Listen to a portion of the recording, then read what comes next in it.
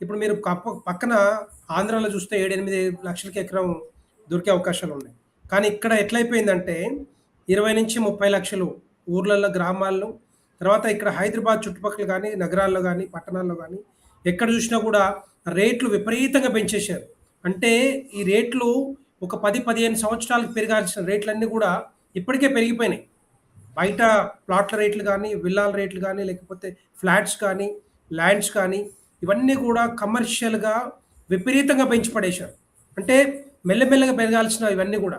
అంటే దీనివల్ల ఎవరు ప్రయోజనం పొందుతున్నారు?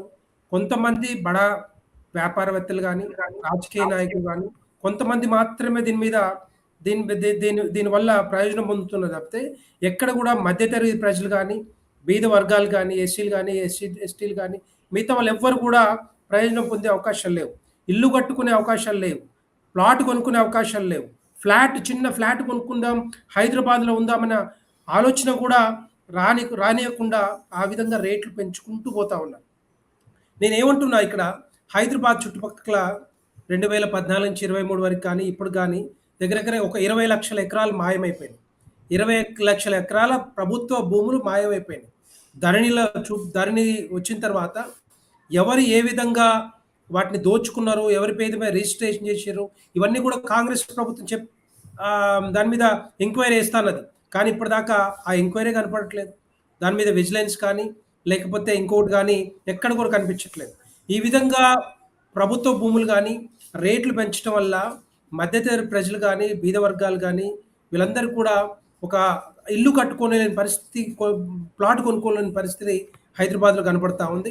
ఇక్కడికొచ్చి ఉండలేని పరిస్థితి కనపడతా ఉంది. ఇక్కడే కాదు, ఈవెన్ పట్టణాల్లో కూడా ఆ విధంగా జరుగుతా ఉంది. సో ఇవన్నీ ఏంటంటే ప్రభుత్వాలొచ్చినప్పుడు ప్రభుత్వాలు ఒక రకంగా వస్తాయి. ఓటేసి గెలిపించమని ఒక రకంగా చెప్తాయి. హామీలు రకరకాల అంశాలు ముందల పెడతారు.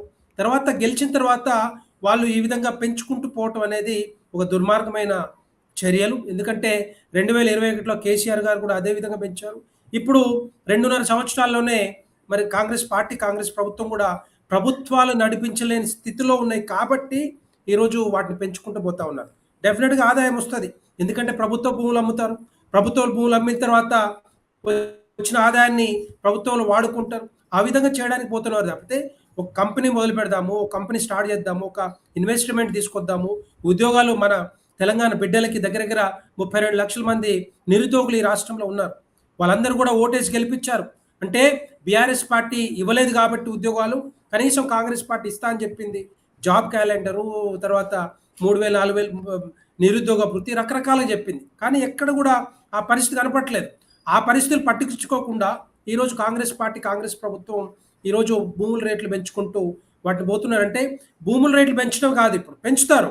పెంచిన తర్వాత మేము రిజిస్ట్రేషన్ ఛార్జ్ పెంచాం, స్టాంప్ డ్యూటీ పెంచాం, తర్వాత ట్యాక్సులు పెంచమంటే అది డెఫినెట్‌గా ఈరోజు కాదు. ఎప్పుడో ఒకసారి మళ్ళా ఇంకొక 6 మంత్స్ తర్వాతనో, 1 ఇయర్ తర్వాతనో డెఫినెట్‌గా పెంచే అవకాశాలుంటాయి.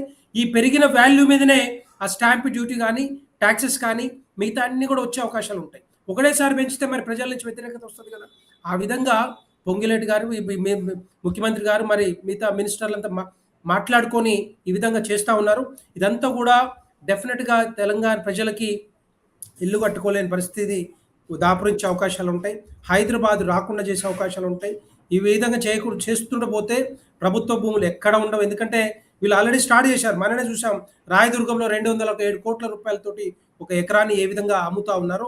ఇది ఇప్పుడే కాదు, బీఆర్ఎస్ ప్రభుత్వంలో కూడా ఆ విధంగా అమ్ముకుంటూ పోయారు కాబట్టే ఆ విధంగా ఏదో మేము గొప్ప చేసినాం అంటున్నారు. కానీ ఎక్కడ కూడా ఇండ్లు కట్టుకోలేని, ఇండ్లు ఇవ్వలేని పరిస్థితి, బీద వాళ్ళకి ఇవ్వలేని పరిస్థితి మరి తెలంగాణ రాష్ట్రంలో ఉంది.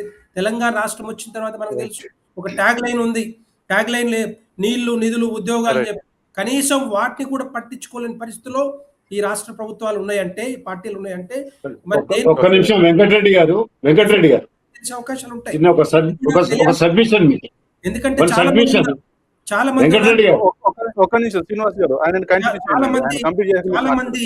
చాలా మంది ఏంటంటే ఇక్కడ తెలంగాణ రాష్ట్రంలో మనకు తెలుసు, మన ఊర్లలో పోతే, గ్రామాల్లో పోతే రైతులు కానీ, రైతు కూలీలు కానీ, మహిళలు కానీ, వృద్ధులు కానీ, ఉద్యోగులు కానీ, నిరుద్యోగులు కానీ, ఈవెన్ పెన్షనర్స్ కూడా వాళ్ళ జీతాలు ఇవ్వలేని పరిస్థితి, సంక్షేమ పథకాలు అమలు చేయలేని పరిస్థితి, ఆ విధంగా క్లియర్ కనపడతా ఉంది. నేను చెప్పాల్సినక్కర్లే ఎన్నో డిబేట్స్‌లో ఇవన్నీ గూడా ఓకే. రైట్. చర్చలకొస్తా రైట్. ఉన్నాయి. ఇవన్నీ కూడా తెలంగాణ ప్రజలు గమనిస్తా ఉన్నారు.